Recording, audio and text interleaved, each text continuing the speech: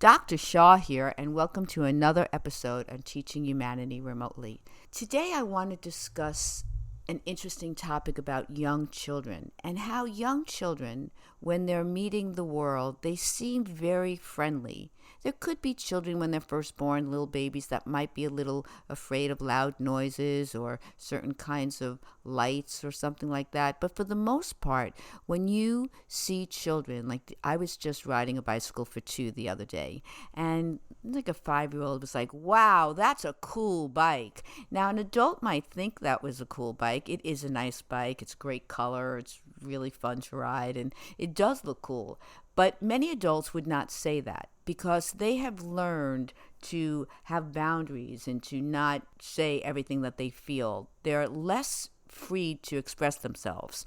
So how do we balance this beautiful tendency that young children have to have the freedom to express themselves and the friendliness that they could be in a restaurant and go to the next table and be really friendly, and the next table could delight in their friendliness?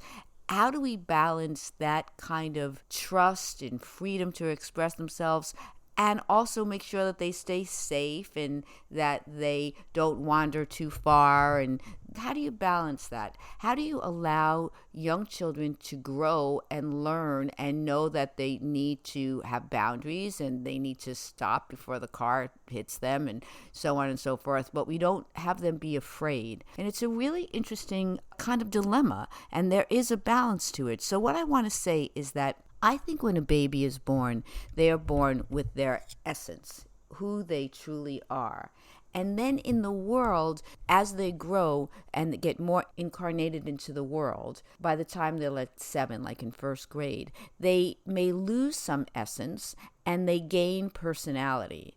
And the personality is what they need kind of to be successful in the world, right? They need to know to stop at the red light, and they need to know to sometimes hold back, not grab someone's plate of food, and so on and so forth. So it's just a matter of when we're teaching our children, we need to remember how we want them to be and therefore what we want them to pay attention to. So if I want to have a friendly child, I need to make sure that I show that I'm friendly, and I need to make sure that I have nice manners in all the ways that you show you're friendly, and then just reinforce that. Like, oh, someone holds the door for you. Thank you. Thank you for holding the door for me. Like, really saying, because this is what I want to do. That's a nice thing to do.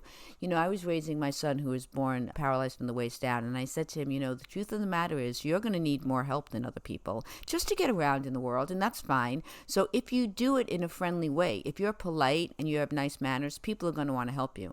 And he has like the best manners. Like, he'll be at the dentist, he's 38 years old, and they'll say, do you want water to rinse? And he'll say, yes, please, thank you. You know what I mean?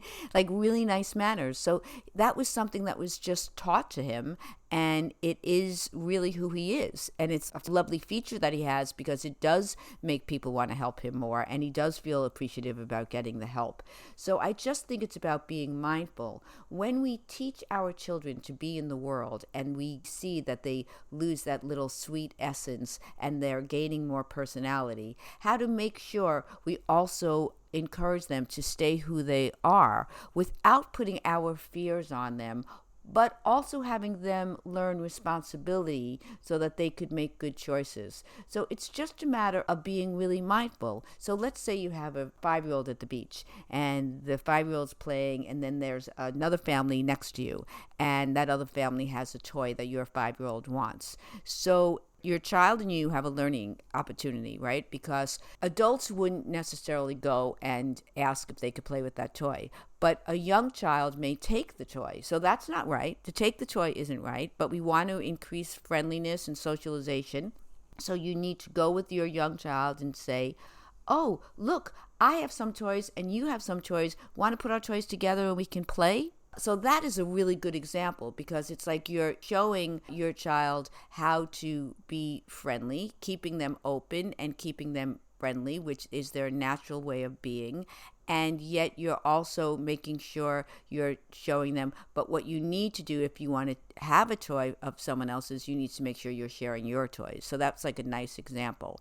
So I think there are ways to balance your child learning how to be successful in the world, gaining personality, which is kind of a protective overcoat to the essence, but also keeping who they really are, and also making sure that our children, as they grow and learn, and as they learn boundaries in the world, we also encourage them to try to express themselves as freely as possible. I think that's the work that can be achieved. So again, it's about having intention. If I know where I want my child to go and I see where my child is, I need to make sure, if I want my child to continue to be a friendly, self-expressed child, I need to make sure I don't put things on them that hinders that. Let's say I'm a little shy, so I'm not self-expressed. So I don't want to put that on my child if I like that my child's outgoing nature is going to help them be successful. So it's just a matter, again, seeing is believing. That was last week's podcast, is very important. And from that, change is possible. So I hope this is helpful. It's always about balance. We want to keep our children, we want to keep who they are, their essence. We want to reinforce that, as well as making sure that they're developing a personality that protects them in the world. It's okay. It's a nice little balance. It's a fabulous question. So thank you so much for asking that. Until next time, please feel free to visit my website at learnwithmeremotely.com. Thank you.